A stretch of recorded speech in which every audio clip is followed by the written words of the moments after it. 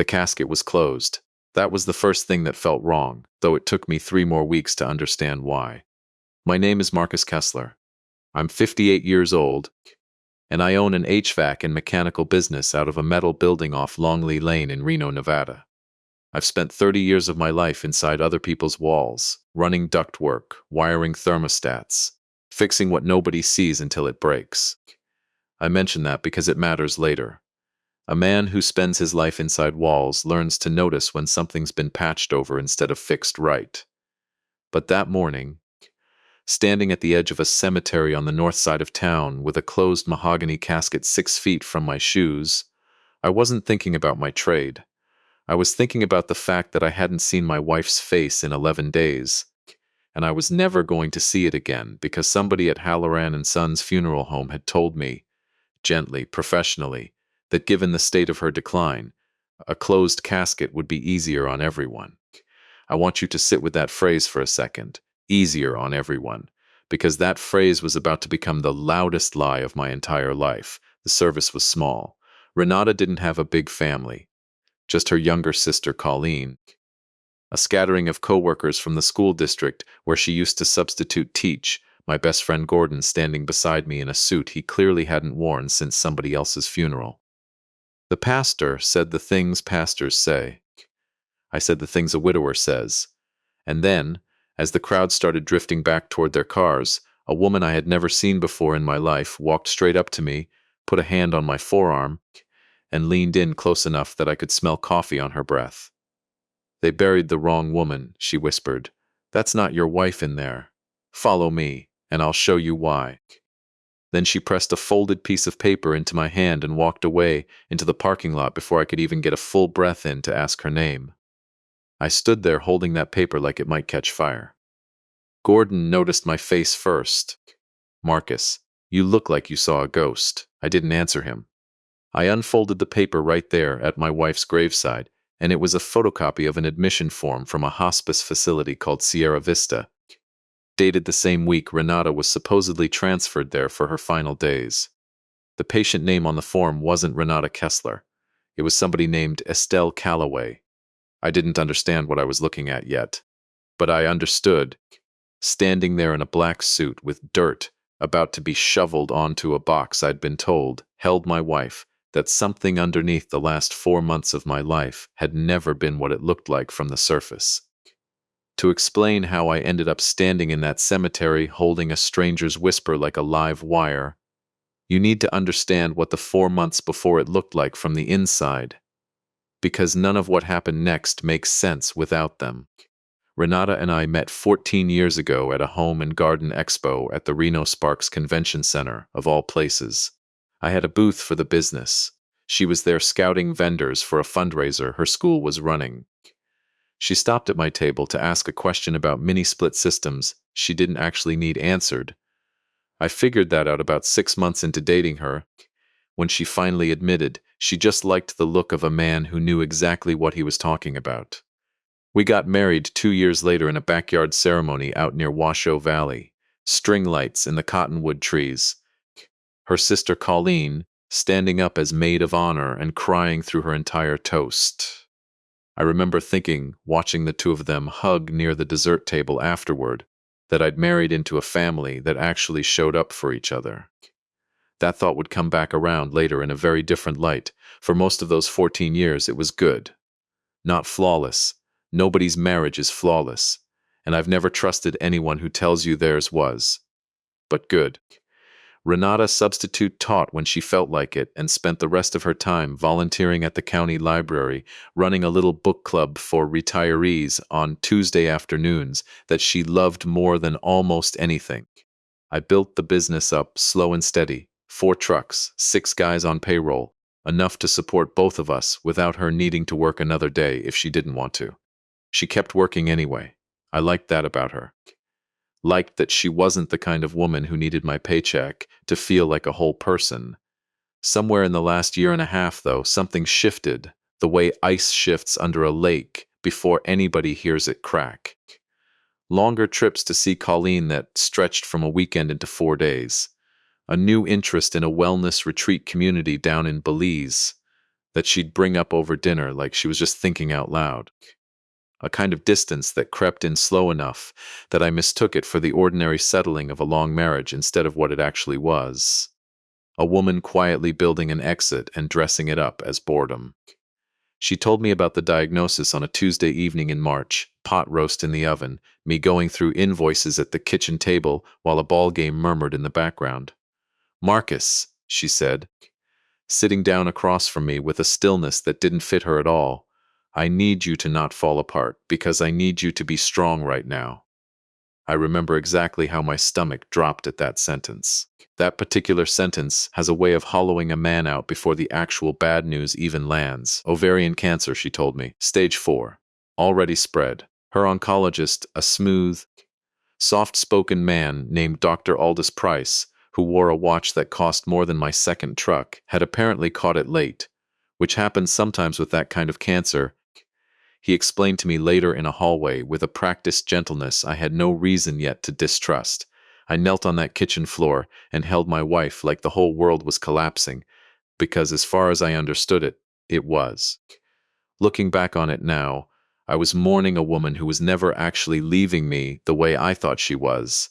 I just didn't have the vocabulary yet for the way she actually intended to leave. The next 4 months blur together in my memory the way a fever does, clear in pieces, foggy in between. Appointments at Sierra Regional Cancer Center. Chemo sessions Renata insisted on attending alone. Because it's easier without you hovering, Marcus. Overnight monitoring stays that always seemed to line up with whichever nights Dr. Price was on shift. A conversation about our life insurance policy, a $1.2 million term policy through Meridian Trust Life that we'd taken out years earlier when the business was young, and I wanted to make sure she'd never have to worry. That started casual and stayed with me longer than it should have. Did I remember updating the beneficiary paperwork after we got married? Whether I trusted Colleen to help manage things if it came to that? I told myself that was just a dying woman getting her affairs in order. I was wrong about almost every word in that sentence. There was an afternoon at Sierra Regional that I didn't think about again for weeks until I had a reason to. I just said goodbye to Renata in her room, kissed her forehead, told her she'd been the best thing that ever happened to me, meant every syllable of it, and made it about 30 feet down the hallway before I had to stop and lean against the wall.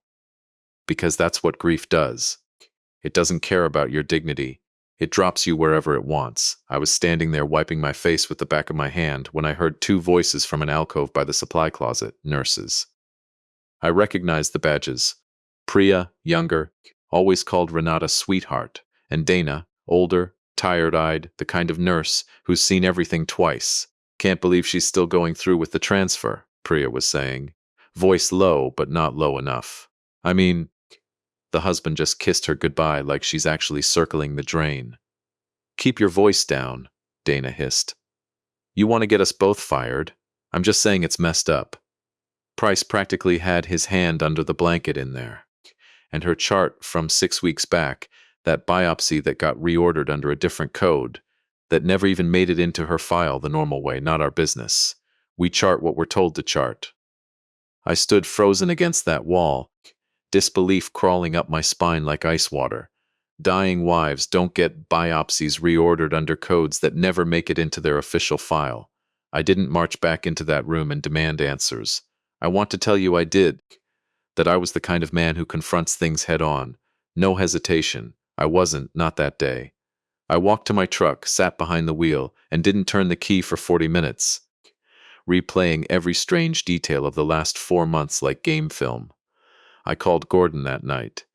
You're telling me you think your wife is faking cancer, he said slowly, once I'd gotten the whole thing out.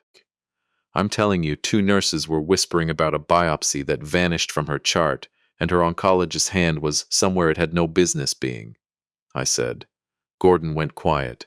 That's either the worst misunderstanding of your life, he finally said, or your wife is running the meanest con I've ever heard of. I didn't do anything with that suspicion for a long time. That's the part that still sits heavy with me. I kept going to her appointments. I kept holding her hand in that stiff vinyl chair that never let you get comfortable. because doubting a dying woman felt like its own kind of betrayal. And grief is very good at drowning out the one voice in your head that's actually paying attention. Her decline, when it came faster than Dr. Price had projected. He told me, standing in a hallway with his voice pitched low and practiced, "We're looking at days now, Mr. Kessler, not weeks." I nodded like a bobblehead because what else do you do? You can't argue with an oncologist. You go sit with your wife and tell her she's been the best thing that ever happened to you, which I did, and meant, even with a splinter of doubt still lodged somewhere behind my ribs, that I didn't yet know how to name. She was transferred to Sierra Vista Hospice 11 days before she died. I wasn't allowed to stay overnight, a facility policy, they told me, related to limited capacity during a renovation. I visited every day that I could. On the 9th day, a nurse I didn't recognize told me Renata was sleeping and it might be better to let her rest, so I sat in the family lounge for 2 hours and never actually saw her face. On the 11th day, I got a phone call at 6 in the morning telling me she'd passed peacefully overnight, and that given the rapid nature of her final decline, the funeral home recommended a closed casket. I said yes, because what does a grieving man say? I never once thought to ask them to verify what I was burying. I want to tell you I felt the wrongness of all that in real time. I didn't. Grief is a fog machine. It fills every room in your head so thick you can't see the furniture you've walked past 1,000 times. It wasn't until I was standing at that graveside with a strange woman's whisper in my ear and a photocopied hospice admission form in my hand.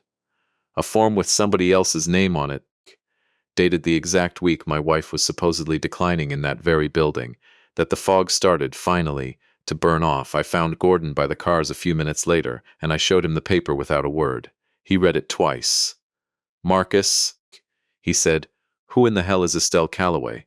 I didn't know, but I intended to find out, and something cold and steady had already started settling into the place where my grief used to live.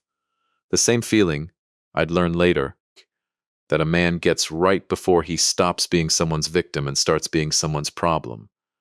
I got the woman's name 3 days later, and not because she gave it to me easily. Gordon and I spent that first evening after the funeral sitting in my kitchen, the photocopy flattened out on the table between us like evidence at a crime scene, which, as it turned out, it basically was. "You need somebody who does this for a living," Gordon said. "Somebody who knows how to pull hospital records without setting off alarms." I called an old client, a woman named Bettina, who ran a title office out near Sparks, whose HVAC system I'd rebuilt 2 summers back, and she mentioned, almost as an aside, that her brother-in-law did private investigation work out of a storefront near the airport.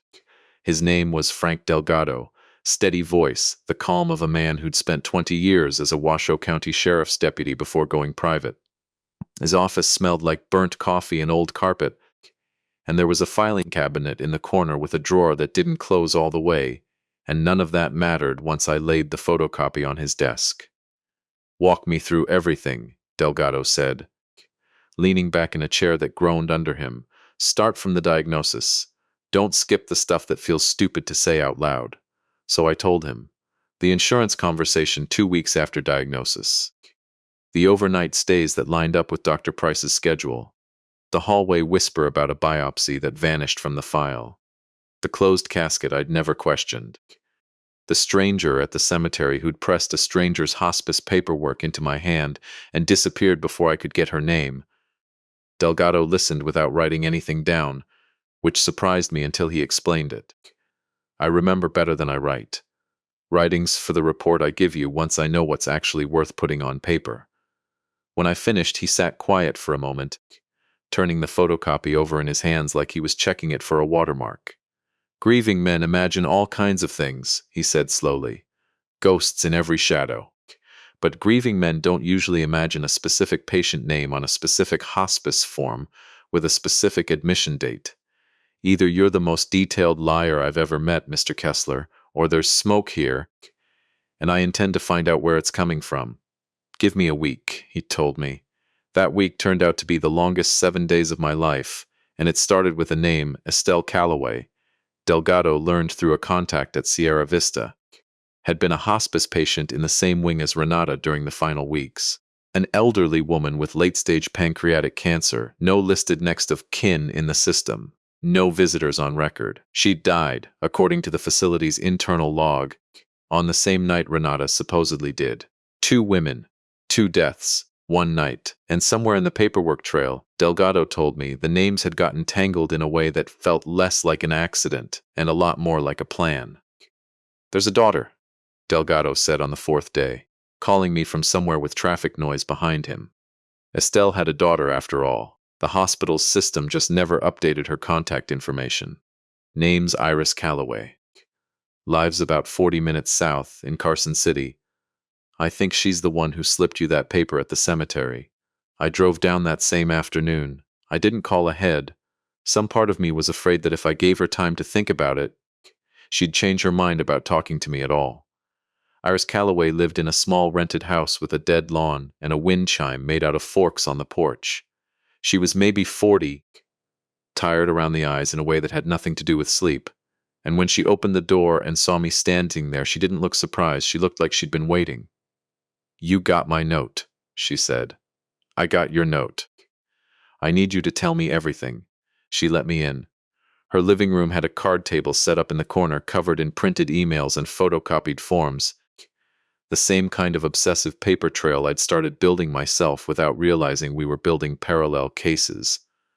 "My mother died alone," Iris said, sitting across from me with her hands wrapped around a coffee mug she never drank away from.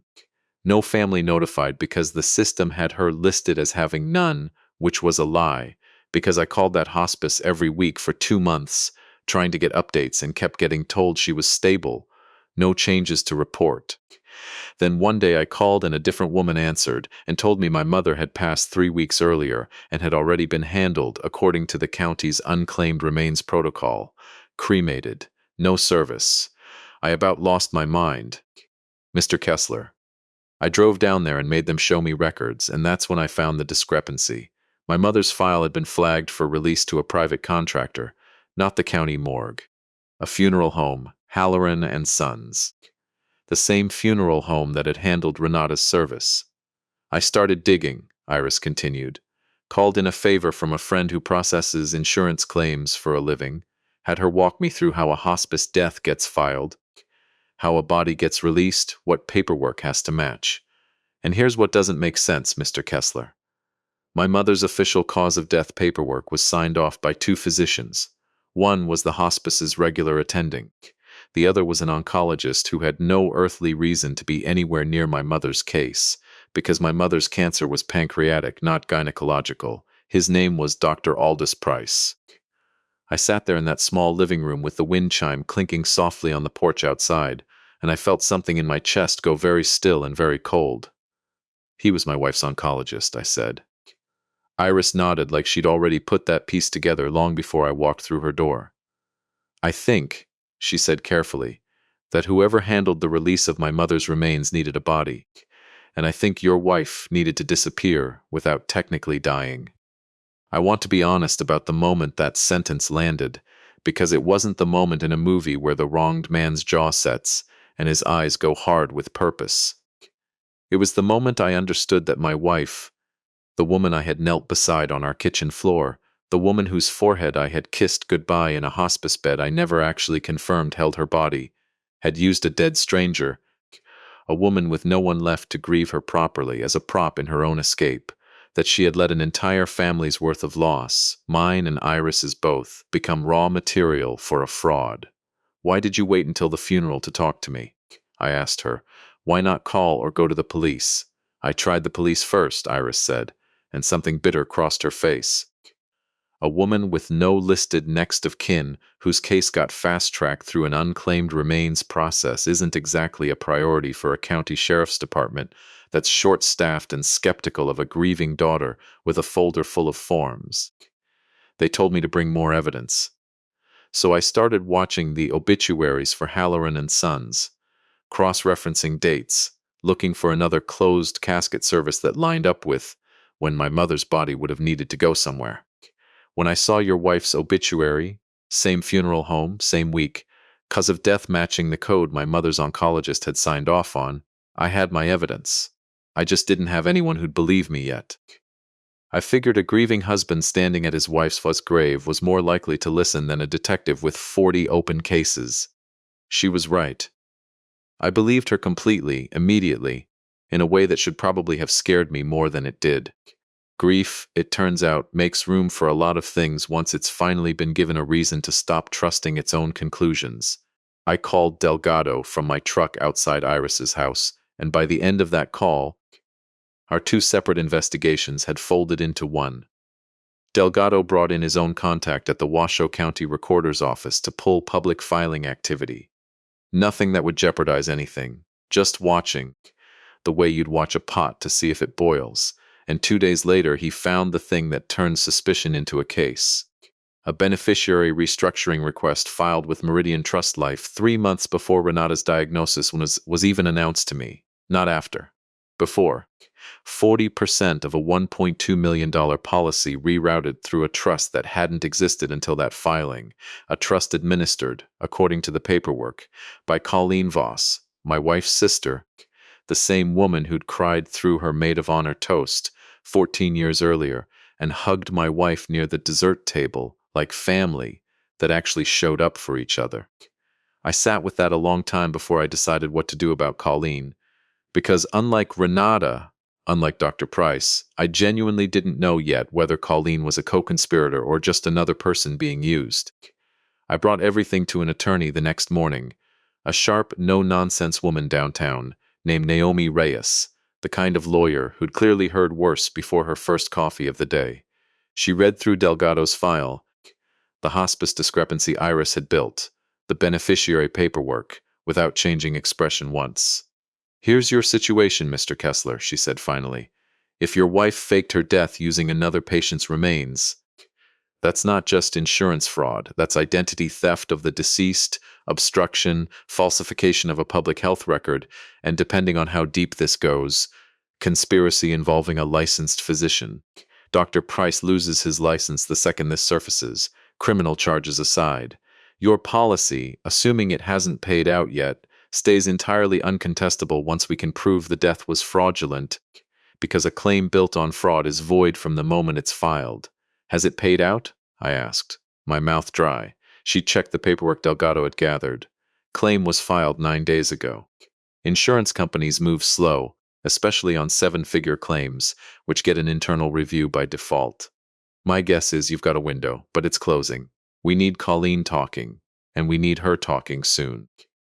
I want to be clear that going after Colleen wasn't something I did lightly.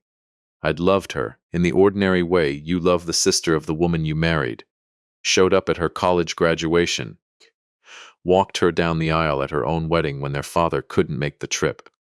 Delgado found her at the dental office in Carson City, where she worked as an office manager, and with my blessing, he told her plainly what we'd found.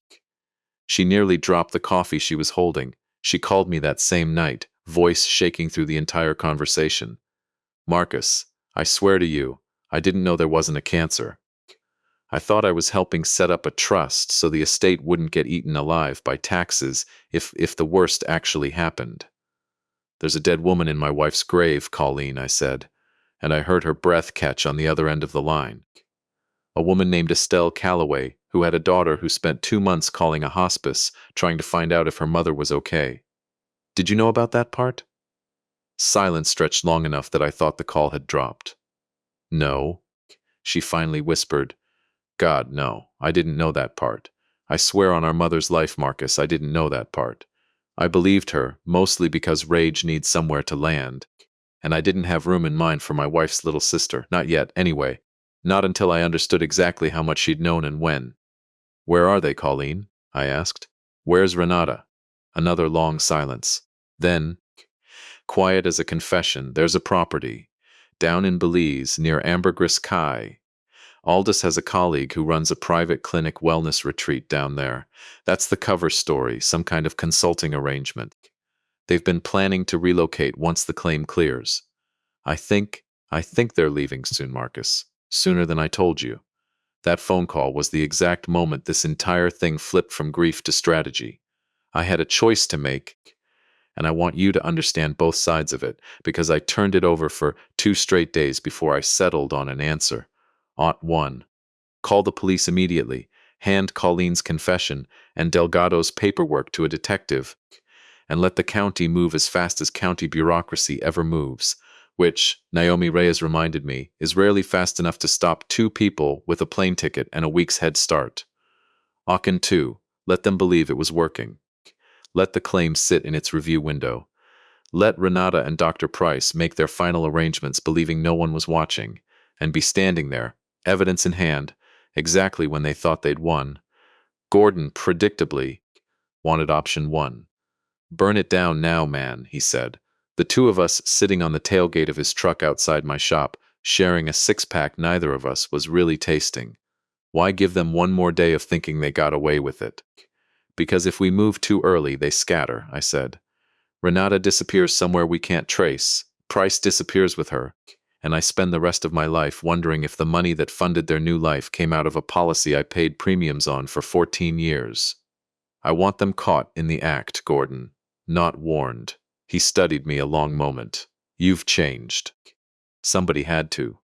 Naomi Reyes built the trap with the same precision she brought to everything else. She filed an emergency motion with the county citing suspected fraudulent death certification, attaching Delgado's documentation, Iris Calloway's sworn statement about her mother's remains, the beneficiary paperwork Colleen had confirmed, and the physician mismatch on Estelle's death certificate. A motion like that doesn't usually move fast, but a licensed attorney flagging active fraud involving a still-living policyholder and a wrongfully handled deceased patient gets attention in a hurry, especially once Reyes looped in an investigator from the Nevada State Board of Medical Examiners, who it turned out had already been quietly circling Dr. Price over an unrelated complaint involving a different patient's chart from 2 years back. Small world. Karma had apparently been keeping its own file on that man longer than I had. Colleen, for her part, became an unlikely ally once the guilt finished eating through whatever loyalty she still owed her sister. She told us the departure date, 6 days out, a private charter leaving from a small airfield outside Carson City, timed to the exact day the claim was projected to clear underwriting review. She told us Price's colleague at the Belize property had already begun preparing paperwork for Renata to enter the country under a new identity, something Colleen swore she'd only learned about in the last week, once it was too late for her to unknow it. I want to tell you the 6 days between that phone call and the airfield were calm, deliberate, tactical. They weren't. I barely slept. I kept the wedding ring Renata had left behind. She'd apparently decided a dead woman doesn't need her rings, and left hers in a small cedar box on our dresser. The same box where she used to keep the letters I'd written her the first year we dated, and some nights I'd sit at the kitchen table, with that box open in front of me, turning the ring over in my fingers, trying to figure out which version of the last 14 years had ever actually been true. Gordon showed up most of those nights, uninvited, carrying takeout neither of us needed, because he'd learned by then that a man doesn't sleep well the week before he watches his own marriage get arrested. Iris and I talked almost every day that week, too. She wasn't just a witness in this by then. She'd become something closer to a partner in it, the two of us bound by the same theft, even if hers cut deeper in ways mine never would. Her mother's body, wherever it actually was, still hadn't been properly laid to rest. "I keep thinking about her at that graveside," Iris told me one evening on the phone, her voice tight. "Under your wife's name, under a headstone that isn't even hers. She raised 3 kids alone on a school cafeteria salary, Marcus. She deserves better than being a prop in somebody else's escape plan." "She will get better," I told her. "I promise you that." On the morning of the 6th day, Delgado, Naomi Reyes, a detective from the county fraud unit, and I drove out to the airfield together, with Iris following in her own car 20 minutes behind, because she'd asked to be there when it happened, and I understood exactly why. Colleen met us in the gravel parking lot, handshaking, looking like she hadn't slept the entire week either. "I can't believe I'm doing this," she said. "You're doing the right thing," I told her. And for the first time since this nightmare started, I meant something kind when I said it to her. We walked toward the small terminal building together. Me, Reyes, Delgado, the detective, Iris trailing a few steps behind. her hands jammed in her coat pockets like she was holding herself together by force. Through the window I could see them before they saw us. Renata, hair different, cut shorter, and dyed a shade darker than I'd ever seen her wear it. Sitting in a plastic terminal chair beside Dr. Aldous Price, two suitcases stacked at their feet, a folder of documents open on his lap. She looked up when the door opened, and for one full second, her face did something I will never forget as long as I live. It cycled through surprise, then calculation, then something close to relief, like some small unburied part of her had actually been hoping to be caught. "Marcus," she said, "you shouldn't be here. You're not supposed to see me like this." "Like what?" I said. "Alive?" Her face went white. Price stood up fast enough to knock the folder off his lap, papers scattering across the terminal floor. "Mr. Kessler." "I don't think." "Save it," Reyes said, stepping forward with a folder thick enough to double as a doorstop. "Dr. Price, I'm an attorney representing Marcus Kessler. This detective is here investigating a fraudulent death certification you co-signed 6 weeks ago, along with the wrongful handling of the remains of a hospice patient named Estelle Calloway. I'd strongly suggest you say nothing further without your own counsel present." The detective stepped forward and produced her badge. Her voice flat and procedural in a way that somehow made the whole scene feel more final than anything I could have scripted. "Dr. Price, Miss Kessler, I'll need both of you to come with me so we can sort through the details of this properly." "This is a mistake," Price said, but his voice had already lost every bit of its bedside polish. It sounded, for the first time since I'd met him, like the voice of an ordinary, frightened man standing in an airport with his career collapsing around his shoes. "Then it'll sort itself out," the detective said. "That's what the process is for." Renata found her voice then, sharp and rising. "You don't understand what this marriage turned into for me, Marcus. Watching you build your whole identity around a business and a toolbox while my life just sat there, waiting for something to happen to it." "So the answer was fraud," I said, "using a dead woman's body, not a conversation, not a divorce. Fraud, the answer was survival," she snapped, some mask finally slipping all the way off. "No," I said, "the answer was greed wearing survival's clothes. I'd have given you a divorce, Renata. Clean, legal, half of everything, no hard feelings. If you'd told me the truth instead of putting me through 4 months of watching you die, and a funeral I paid $18,000 to hold over an empty lie."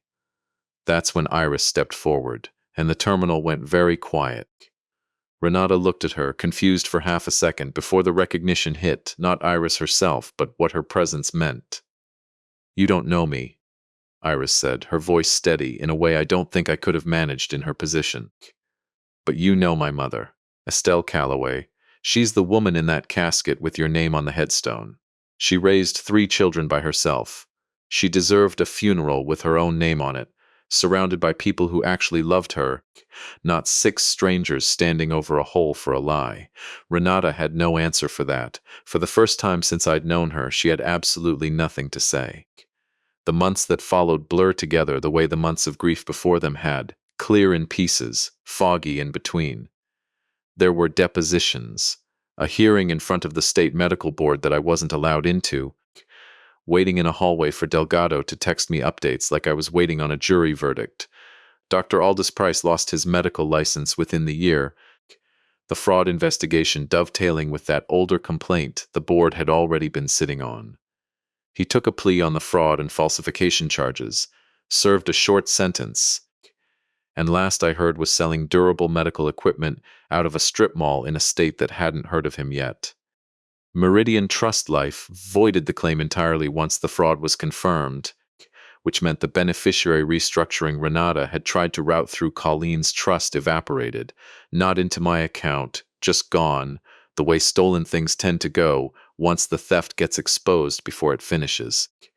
Renata pleaded guilty to insurance fraud, conspiracy, and obstruction related to the falsified death certificate, and avoided the harshest sentencing available, largely because Colleen's cooperation and testimony carried real weight with the prosecutor.